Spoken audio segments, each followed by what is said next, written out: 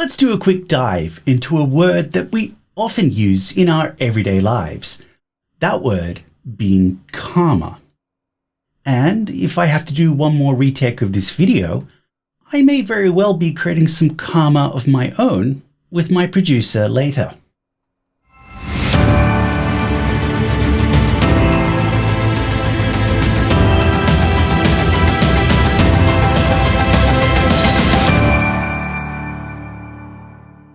The Hindu scriptures say, happiness comes due to good actions. Suffering results from evil actions. By action, all things are obtained.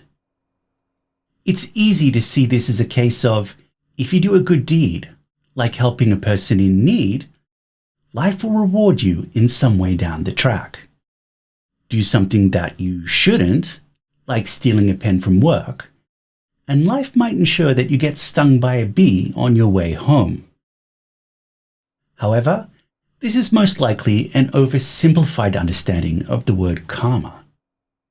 If we look to Hinduism and Buddhism, from where the word karma derived its meaning, a deeper understanding may help us to see the word in a different light.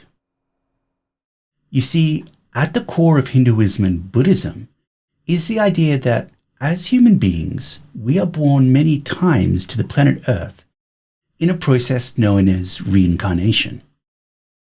Significantly, the reason why we are reborn is that we hold karma that we need to release.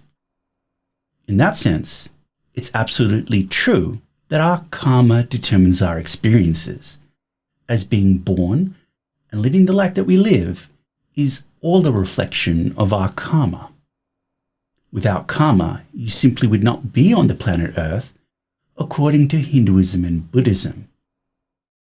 However, having karma is not seen as being ideal. We have karma because we have a deep misunderstanding about the nature of reality. As a human being, we see ourselves as separate individuals, whereas both Hinduism and Buddhism contend that on the deepest level, we are all part of a greater whole. This is something that may simply be beyond our comprehension as human beings, living in a reality of separation. You may have heard of the term Brahman Atman or Nirvana to refer to such ideas. Importantly, it is the idea of being separate that is said to be the root cause of all of our suffering. So if we see karma from this perspective, good karma is anything that releases our sense of individuality, and bad karma is anything that reinforces it. Let's take an example. While winning the lottery might be something that many people think of as good karma, it may actually make them more separate from others. They may come to be less respectful and kind to the people around them, simply because their money allows it. In a deeper sense of the word, winning the lottery would be seen as bad karma for this person. Another example might be when a person slips and breaks their arm.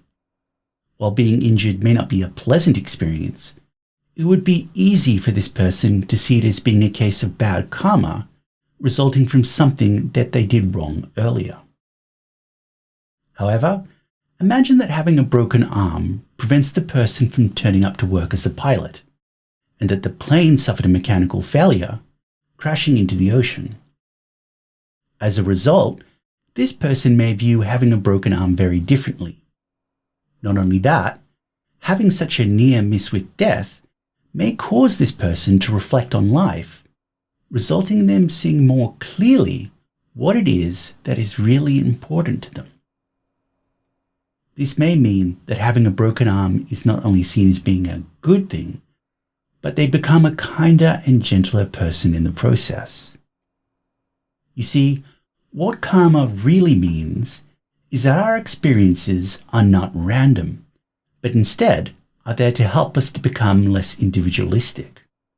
Whether we see them as good or bad is a totally different story, based on our own very limited perspective as a human being. One day, breaking our arm is a disaster, Yet in time, we may come to see it as one of the best things that ever happened to us.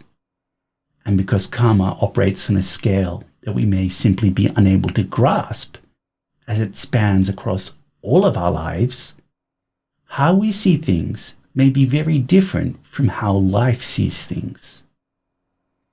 This means that a deep belief in karma asks us not to judge our experiences, but instead to strive to grow from them.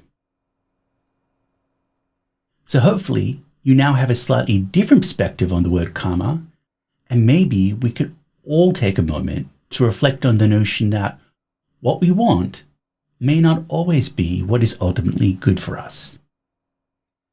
Thank you, and see you again soon.